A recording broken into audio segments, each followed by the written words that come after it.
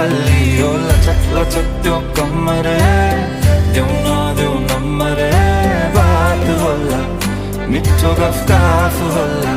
हल्ली ओ लचक लचक त्यो कमरे देऊ नम्बरे बात होला